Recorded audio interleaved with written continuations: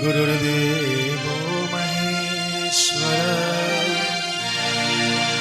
गुरुर्साक्षात् परब्रह्म तस्मै श्री गुरुवे नमः। सच्चिदानन्दरूपाय विश्वोत्पत्त्यादिहेतवे तापत्रय विनाशाय श्रीकृष्णाय वयं नमः।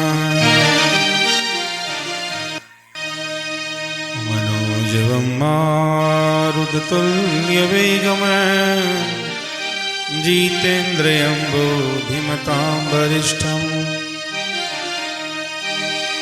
वातात्मजं वानरयोत्रमुख्यं श्रीरामदूतं शरणं प्रपद्ये।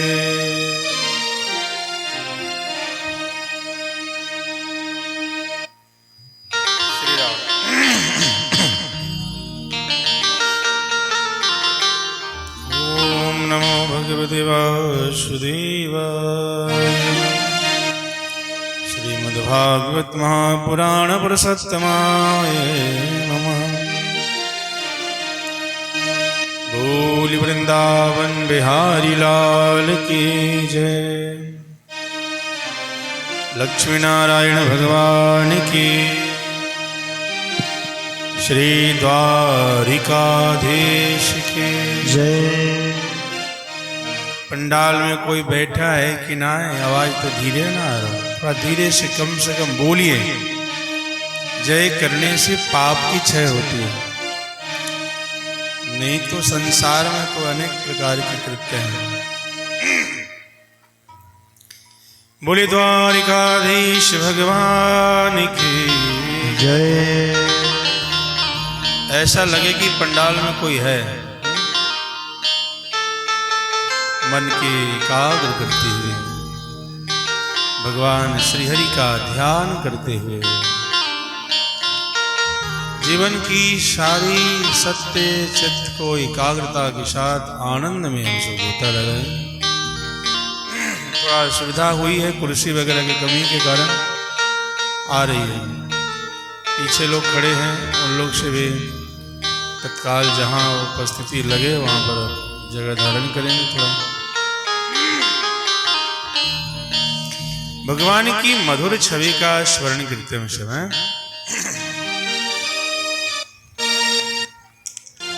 परमात्मा बड़े मधुरातीत, अनंत कोटि ब्रह्मांड के नायक, कर्तुम अकर्तुम अन्यथा कर्तुम सर्वसमर्थ, जगत नियंता जगदीश्वर भगवान श्री हरि कृपा भागवत कृपा से हम सब एकादशी व्रत उद्यापन में उपस्थित होकर के यजमान परिवार के द्वारा दिव्य श्रीमद् भागवत कथा का रसपान कर रहे हैं। मुझे ये बिहार की धरती जमुई जिला में हम सब आकर के बड़ा आनंदित और भक्ति भगवान की कृपा प्राप्त कर रहे हैं। आइए स्मरण करते हैं मधुर मधुर भगवान के नाम का।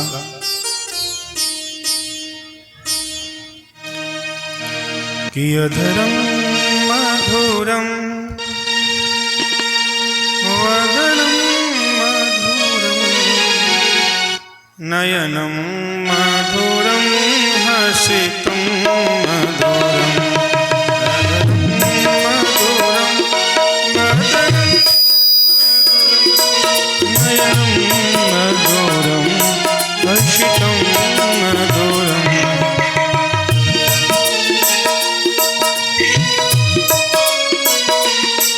नयनं मधुरं हसितं मधुरं हृदयं मधुरं गमनं मधुरं मधुराधिपते रचिनं मधुरं ओ मधुराधिपते रचिनं मधुरं।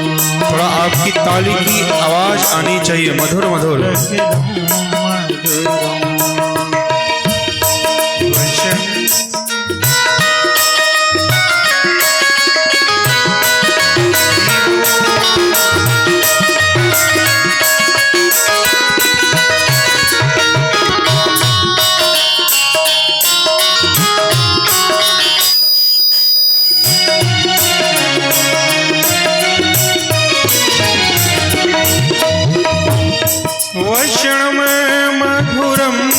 चरितं मधुरं वैष्णं मधुरं दलितं मधुरं वचनं मधुरं चरितं मधुरं वचनं मधुरं दलितं चलितं भ्रमितं मधुरं मधुराधिपतेरखिलं मधुरं मधुराधिपतेरखिलं मधुरं मधुराधिपतेरखिलं मधुरं वेणुरे मधुरा रेणुरे मधुरा पाणिर्मधुरा पादो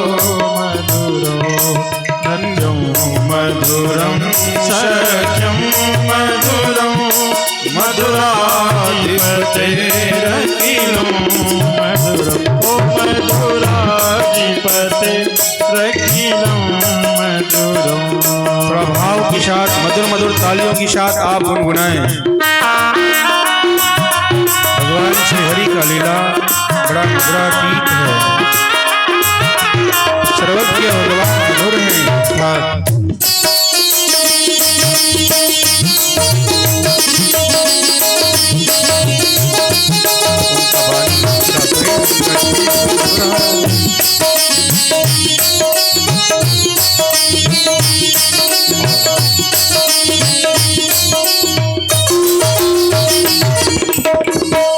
गीतं मधुरं पीतं मधुरं भोक्तं मधुरं सूक्तं मधुरं गीतं मधुरं पीतं मधुरं भोक्तं मधुरं सूक्तं मधुरं रूपं मधुरं तिलकं मधुरं मधुराधिपतेरखिलं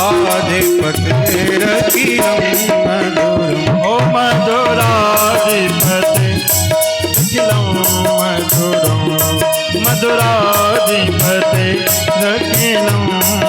तालियों के साथ भगवान के मधुरा गीत दर्शन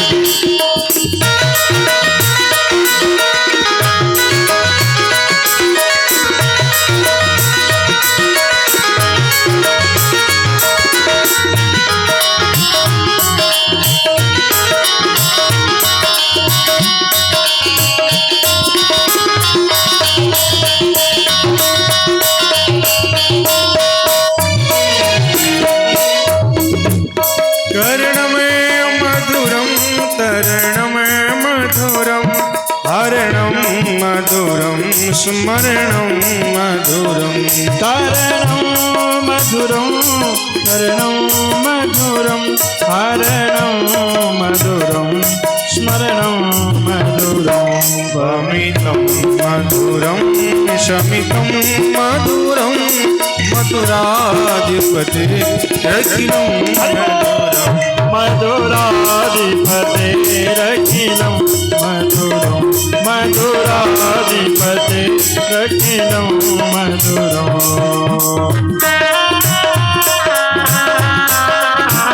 वृंदावन बिहारी लाल की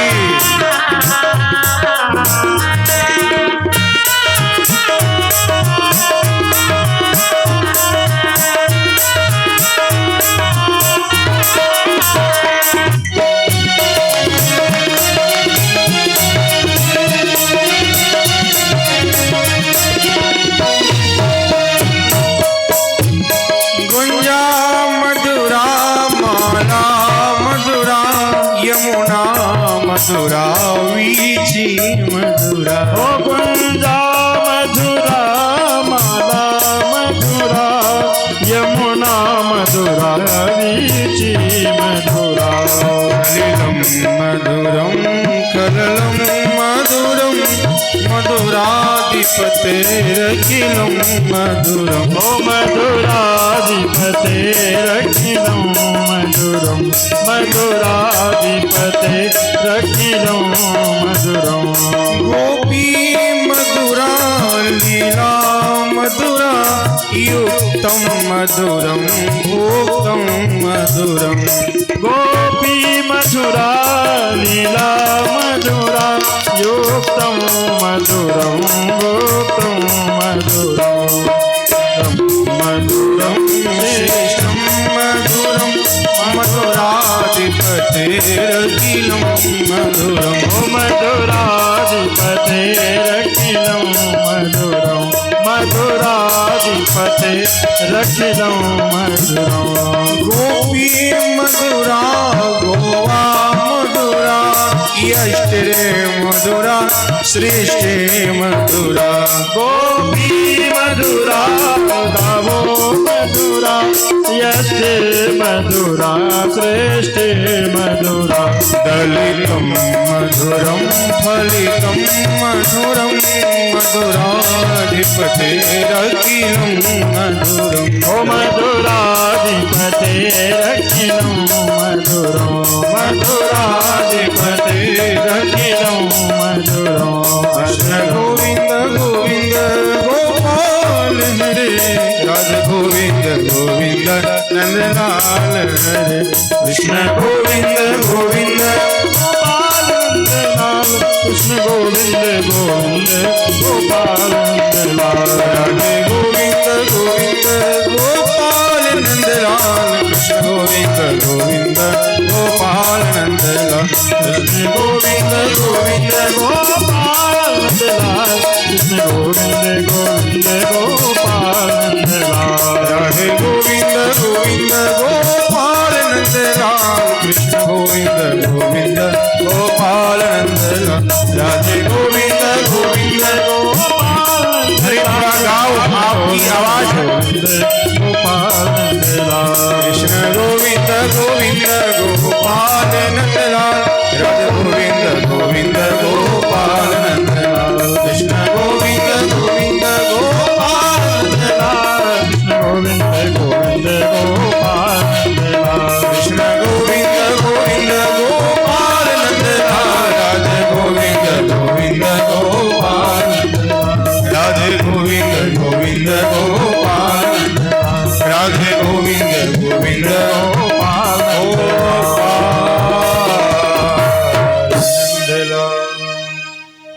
बोली राधा रानी सरकार की जय हो बांके बिहारी लाल की जय हो गोपी मधुरा गाओ मधुरा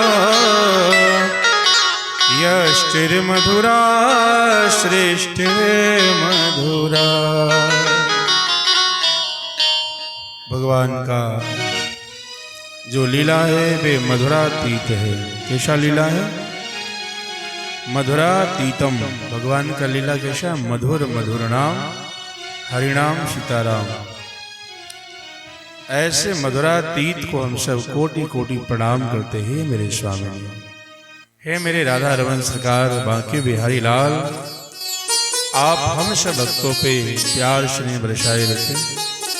इस कार्यक्रम का आयोजन करने के लिए यजमान परिवार की बहुत बहुत हृदय से साधुवाद और हमारे यहाँ के जनता जनार्दन मंची उपस्थित हमारे कलाकार बंधु और ऑर्गन पे हमारे व्यासी हैं और इनका नाम नीरज शुक्ला जी है। इनकी पूरे टोली इधर हमारे महेश पांडे जी जो अथक प्रयास मेहनत के साथ दिन रात एक करते हैं। पूरे परिवार की मेरी ओर से एक बार हृदय से बहुत बहुत साधुवाद, जोरदार तालियों के साथ आशीर्वाद। आनंद की वर्षा है। किसकी वर्षा है? तो आनंद की। हमें लगता है कि इंद्र भगवान की पूजा नहीं हो रही इसलिए गुस्सा में है। वो सोच रहे हैं कि हमारी कोई याद ही नहीं करता, हमारे देवराज इंद्र को आज याद कर दे। देवताओं के राजा इंद्र की जय। आज के बाद मत आइए, आप अपने घर रहिए, हो गया जितना होना था। बड़ा व्यवस्था को असुविधा हो जाती है, कोई बात नहीं, हम तो हर हालात में उनकी मर्जी मानते। तेरी मर्जी में विधाता कोई छुपा बड़ा राज। दुनिया चाहे हमसे रूठे पर तू न होना नाराज। तेरी बंधन है बारंबार।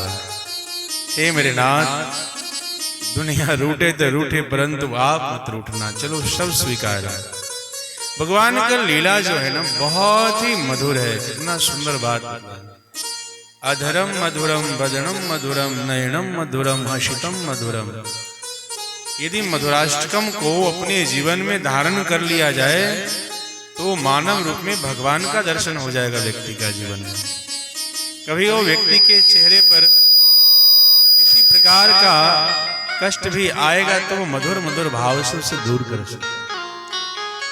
भागवत में लिखते हैं कि जे मानवः पाप कृतस्तु सर्वदा सदा दुराचार्य रता विमार्गगा क्रोधाग्निदग्धमे कुटिलस्य कामिना कि सप्ताह जज्ञे न कलो पुनन्ति ते। कितना सुंदर वाक्य का चयन किया है। जे मानवः पाप कृतस्तु सर्वदा, जो निरंतर भी पाप करता है ऐसे व्यक्ति को भी भागवत कथा सर्व पाप से मुक्त कर देता है। ये मानवः पाप कृतस्तु सर्वदा सदा दुराचार, जो डेली गलत काम करता है दुराचारी होता है? ऐसे लोग कोई भागवत कथा तरण तारण प्रदान करते हैं। कायेन वाचा मनश्चंद्रेर्वा बुद्ध्यात्मना वा, तब होगा उसका मुक्ति। याद रखिए, ऐसा नहीं कि गए हो गया। कायिक वाचिक मानसिक तीनों प्रकार से भगवान में जब स्वयं को समर्पित कर दे तब होगा। ऐसा नहीं कि खूब पाप करके आया भगवान मुक्ति कर दी, नहीं। उसके मन में तड़प होना चाहिए। उसके मन में एकदम मिलने की जो एक्साइटमेंट होता है ना कि एकदम भगवान से मिलना है, भगवान की कथा सुनना है, अर्थात भाव होना चाहिए। भाव बिना कुछ भी संभव नहीं है। भाव है तो सब संभव है। भाव का भूखा हूं मैं, भाव ही एक सार है। भाव से मुझको पुकारे, भव से बेड़ा पार है। आज के समय में पहले एकाध धुंधकारी होते थे, कलयुग चल रहा था, धुंधकारी की संख्या भी बढ़ गया है। बोले धुंधकारी का दर्शन किस रूप में माना जाए? बोले कोई काम में रत है, कोई क्रोध में लग्न है, कोई किसी को देख के जलता है, वो भी धुंधकारी का स्वरूप है। अर्थात कायिक वाचिक मानसिक तीनों प्रकार से वो अपने आप को धर्म से वंचित रखा है, वही धुंधकारी है। धर्मेण हीना पशुहीन राणा, जो मनुष्य के अंदर से धर्म चला जाएगा वो मनुष्य नहीं रहेगा। बिना पूंछ वाला पशु देखा है आपने? बोले उसे कहा जाता है जिसके अंदर में धर्म नहीं होता है, और वो मनुष्य ही बिना पूंछ वाला पशु हो जाता है। कौन? जिसमें धर्म नहीं होता है, इसलिए वो मनुष्य नहीं है, वो जानवर हो जाता है। के विशुद्धंति नवंति मह्यम, विशुद्ध भागवत है, विशुद्ध सत्वम तपधाम शांतम तपो रजस्तमो। विशुद्ध भागवत जो है भगवान का स्वयं विग्रह है। यहाँ कहीं भगवान के दर्शन नहीं, शब्द रूपी बोध भगवान ही स्वयं है। भागवत की महिमा क्या है? भागवत कथा सुनने के लाभ क्या है? ऐसे गोकर्ण धुंधकारी की कथा आप सब सुने होंगे, कभी नहीं सुने होंगे तो संक्षिप्त भाव में हम सुनाई देते हैं। धुंधकारी कौन है और गोकर्ण कौन है, धुंधली कौन है और आत्मदेव कौन है? प्रेम से कहिए राधे राधे। अरे मेरे प्यारे, थोड़ा और कस के बोलो। एक तो बादल की बारिश से लोग मेहरा गए हैं, कहते ना कि थोड़ा नमी आ गई लोगों में, उस नमी को दूर करना है ना तो थोड़ा और आवाज में बोलना पड़ेगा, तब भगवान भी कहें कि आज से डिस्टर्ब नहीं करो इन लोग। प्रेम से कहिए राधे राधे। बड़े भाव के साथ सुखदेव भगवान ने बतलाया भागवत की महिमा में। ऐसे भागवत की पाठ चालू है, पाठ के माध्यम से कथा आगे बढ़ चुकी है। बाकी यहाँ व्यासपीठ से कथा अभी संक्षिप्त में आप सबको दर्शन होगा। तो मालूम चला कि एक बहुत सुंदर ब्राह्मण थे जिनका नाम था आत्मदेव। पढ़े लिखे विद्वान व्यक्ति थे। कैसे थे? पढ़े लिखे विद्वान, 3 काल संध्या वंदन गायत्री जप करने वाला। आज के समय में तो लोग कर नहीं पाते हैं। आज के समय में कौन व्यक्ति गायत्री जप करता है जी? कौन व्यक्ति संध्या वंदन करता है? एक टाइम नहा लिया वही बहुत बड़ी बात है। 3 टाइम नहाना तो महाप्रलय की बात है। बहुत लोग ऐसे भी हैं कि 2-3 दिन भी नहीं नहाते होंगे। बाकी ऐसे ब्राह्मण थे कि 2-3 बार संध्या वंदन करते, स्नान करते। के विशुद्धंति नमन्ति मह्यम। तब क्या हुआ महाराज? अद्भुत लीला। उनकी पत्नी जो थी वो नकारात्मक ऊर्जा वाली थी और पति जो थे धर्मपारायण थे। धर्मपारायण जब पुरुष हो जाए और पत्नी धर्म से वंचित हो जाए तभी दिक्कत है। धर्मपरायण स्त्री हो और धर्म से वंचित पुरुष हो जाए तब भी घर में समस्या है। जब तक दोनों पहिया बैलेंस में नहीं होगा तब तक घर की संतुलन अच्छा नहीं हो सकता। जीवन की प्राथमिकता कैसी होनी चाहिए, इस बात को हम और आप जरूर समझें। आत्मदेव जी बड़े 3 काल संध्या करने वाले ब्राह्मण, घर में संपत्ति की कोई कमी नहीं था तो दान वगैरह भी खूब करते थे। दुर्भाग्यवश एक ही बात का समस्या थी। वो समस्या ये थी कि उनके घर में कोई संतान नहीं था। अब आप समझिए कि जिसके घर में संतान नहीं होता होगा, गांव वाला उसको जीने देता है क्या? गांव वाले, खास करके गोतिया वाले, सामने तो भले कोई मीठा मीठा बोल के निकल जाए पर पीछे में भला मत का। वाक्य कर्म ही ऐसा है तो ऐसा स्थिति। बहुत प्रकार के न किन प्रकार न बहु विधान न सुनना पड़ता है। बाकी दुर्भाग्य है महाराज आत्मदेव जी के घर में कोई वंश नहीं है। बोले ऐसा क्यों होता है महाराज? ये सब अपने कर्मों का फल है। आज नहीं तो पूर्व के कल, पूर्वार्ध का फल आज नहीं तो कल मिलता है। मनुष्य को ये बात को ध्यान रखना चाहिए कि जब जागो तब सवेरा। मानो अभी तक हम लोग अज्ञानता में थे, किसी को सत्संग से परिचय नहीं था। अभी हम कलयुग की कथा तक दर्शन कराएंगे। आज की कथा कलयुग कैसे आया। पहले धुंधकारी कथा सुनना है। धुंधकारी भागवत का मूल श्रोता है। क्या है? मूल श्रोता। बोले कि श्रोता वही बन सकता है जिसको जीवन में दिव्य ज्ञान और दिव्य प्रकाश की प्राप्ति चाहिए। नहीं तो बहुत लोग सोता बन जाते। कथा में आते तो नींद बढ़िया आता है, घर में जाओ तो 12 बजे तक मोबाइल को उंगली करते करते हालत खराब, नींद नहीं आएगी। बहुत लोग ऐसे कि दवाई खाते हैं नींद के तब जाकर नींद आता है। ऐसे ऐसे लोग हैं समस्या से भरे हुए। बाकी कथाओं में नींद क्यों आता है? कथा में नींद इसलिए आता है क्योंकि निद्रा देवी को आशीर्वाद मिला हुआ है कि देखो जी सबके तो मुक्ति हो जाएगा कि तुम्हारी मुक्ति नहीं हो। बोले कब कैसे होगा महाराज? भगवान से पूछे। बोले भगवान एक बात याद रखें, जहां कथा होगी आपकी वहां तुम किसी के मथा में जाकर बैठ जाना, तुम्हारी मुक्ति हो जाएगी। पर जिसकी मथा में बैठेगा उसका मुक्ति नहीं होगा। बोले कि जिसकी मथा में निद्रा बैठ जाए तो बांस के खंभा रहे तो आराम से उठक करके सो जाए व्यक्ति, है ना। और कभी कभी लोग बांस के खंभा से ऐसे पटे पीछे मुड़ी करके सोते रहते हैं। अब कोई बगल वाला हिलाए ना तो कहे कि हम ध्यान में कथा सुन रहे थे। बोले पूछो कहाँ सुन रहे थे? बोले याद नहीं है, बाद में बताए। कहने का मतलब है कि मन एवं मनुष्याना, सारा दुखों का जो केंद्र है वो मन का ही आधारित सिस्टम है। मन के हार हार है और मन के जीते जीत। अरे मन, तुम किसको भजन करते हो, किसको याद करते हो?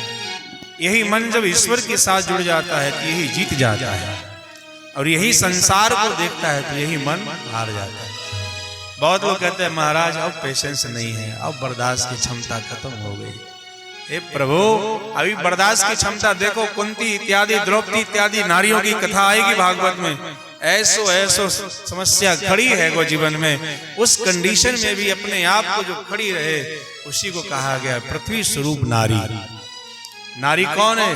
जो पृथ्वी के समान स्थिर है, अनेक प्रकार की पीड़ा है, फिर भी वो अटल रहे। जो अपने पथ पे लाख मुसीबत आने में मिली सफलता, उसको जग में जीने और मर जाने में अटल रहे। जो अपने पथ पे, जो अपने सिद्धांत का पुजारी हो, सिद्धांत सही हो या गलत ये माने अलग बात, बाकी सिद्धांत एक होना चाहिए, दो नहीं होना चाहिए। दो नाव पे चलने वाला व्यक्ति सदैव दुख पाया। एक मुखी सदा सुखी, ऐसे भी कहावत है ना, एक मुखी सदा सुखी और दो मुखी सदा दुखी। इन्हें रहेंगे तो इधर वाली बात, उधर जाओ तो उधर वाली बात, उसका बात उसके पास, उसका बात। तो ऐसे लोगों का कभी जिंदगी में शांति नहीं आ सकती। आत्मदेव जी महाराज का तीसरा पन बीत रहा था। कितना? किसी व्यक्ति का 70 साल का उम्र हो जाए और घर में कोई बाल बच्चा नहीं होए, तब सोचिए उसके मन में क्या बीत रहा होगा। अब तो इच्छा ही खत्म हो रहा धीरे धीरे, ये लगता है कि हमारे घर अंधेरा हो गया। कोई तिलांजलि देने वाला भी तो घर में होना चाहिए। आखिर के वंश क्यों चाहिए? वंश में कोई दीप जलाने वाला भी तो चाहिए। आत्मदेव जी को विश्वास टूटते जा रहा था। संसार के लोगों पे आसान किया करना, यदि भक्त मिले तुझको तो हरि नाम लिया करना। मेरे प्यारे, जब तक आप भगवान पे भरोसा नहीं करते हैं तब तक आपके डॉक्टर हो चाहे मास्टर हो, बड़े बड़े सब फेल हो जाते हैं दिमाग लगा लगा।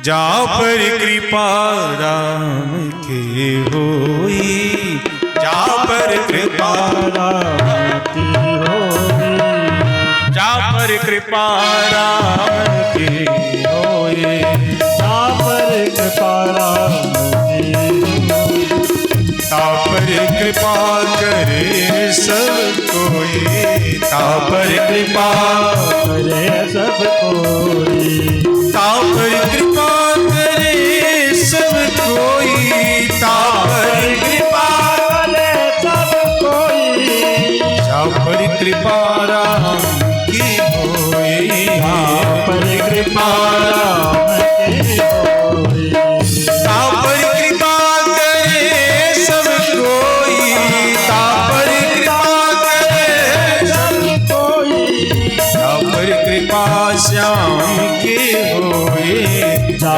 पर कृपा श्याम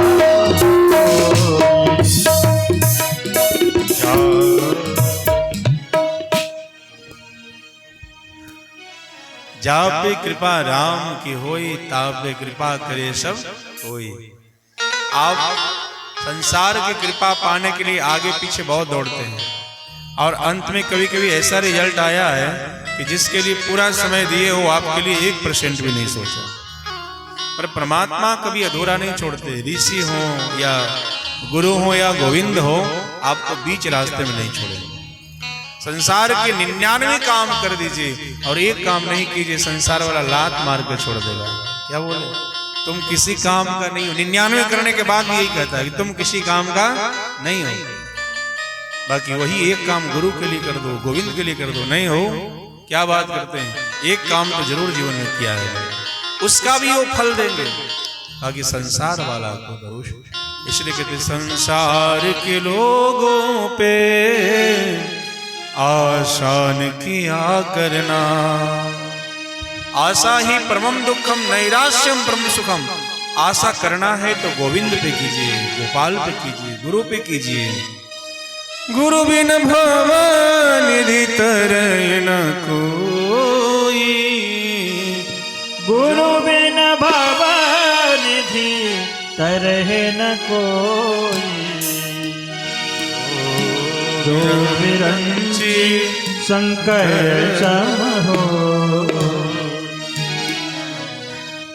बिना गुरु का कल्याण नहीं होता। गुरुमुखा मणादित्य प्राह वेदान, वेद कहता है प्राह वेदान शेषाम नरपति प्रयुक्तम शुक्ल मादा तुकामह।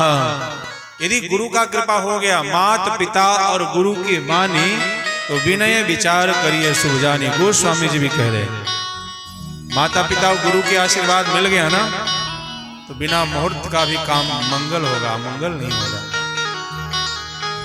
और आप मुहूर्त दिखवा कर जाइए और इन लोगों को नाराज करके रखिए तो फिर मंगल में भी अमंगल समावेश होगा। इसलिए भगवान का असली दर्शन है माता पिता और गुरु के रूप में, अर्थात पूरा सृष्टि के दर्शन का जो कार्य कराते हैं वो गुरु कराते हैं, जन्मदाता माता पिता। आत्मदेव जी को बड़ा ग्लानि हुआ, अंत में भगवान की भक्ति करने वाले एक संत के पास चले गए। हाँ, अब मोई भाव भरोस हनुमंता, बिनु हरि कृपा मिलई नहीं संता। बिना भगवत कृपा के संत का दर्शन नहीं हो सकता है। और ये कलयुग चल रहा है महाराज, कठपुतली के डांस तो हर मोड़ पे मिल जाता है। आजकल बढ़िया बढ़िया पूजा फंक्शन होता है हिंदू धर्म में भी, तो भाई क्या बताऊं, उससे विडंबना कहिए या फिर अज्ञानता कहिए, ऐसे ऐसे लीला देखने को मिलता है। वहाँ नाच होता है, वहाँ की व्यवस्थाएं जो होती है वो कर रहे हैं पूजा, और एक तरफ नारियों का अपमान भी होता है। इसलिए हमारा सनातन को जानने के लिए हमारे लोग ही समक्ष नहीं है, इसको समझना होगा, नहीं तो बाद में बड़ा प्रयासित करना पड़ता है। मेरे प्यारे आत्मदेव जी महाराज जब गए हैं गुरु के पास तो रोने लगे, चरणों में मत्था टेक करके। संत महात्मा बड़े दयालु होते हैं, उदारवादी चरिता नाम वसुधैव कुटुंबकम, जो पूरे विश्व को अपना परिवार मानता है। संत सरल चित जगत हिता, संत किसके लिए हैं? पूरे जग के हित के लिए, किसी व्यक्ति विशेष पर नहीं। जो दीनहीन है उसको भगवान अपनाते हैं, और ऐसे लोग को गुरु भी अपना लेते हैं। दीनहीन, जिस पर कोई छाया नहीं है, किसी का साथ नहीं है, ऐसे लोगों को सहारा बनना भगवान का दर्शन। तब गुरुजी ने कहा कि हे ब्राह्मण देवता, आप कौन हो, क्यों रो रहे हैं? आप देखने से तो लगते हैं कि आप बड़े ही संस्कारी हैं, फिर इस बात का दुख? बोले महाराज, मैं ब्राह्मण कुल में जन्म लिया, मैं त्रिकाल संध्या गायत्री स्मरण करता हूं, इसके बावजूद मेरे घर में एक संतान नहीं है। इसी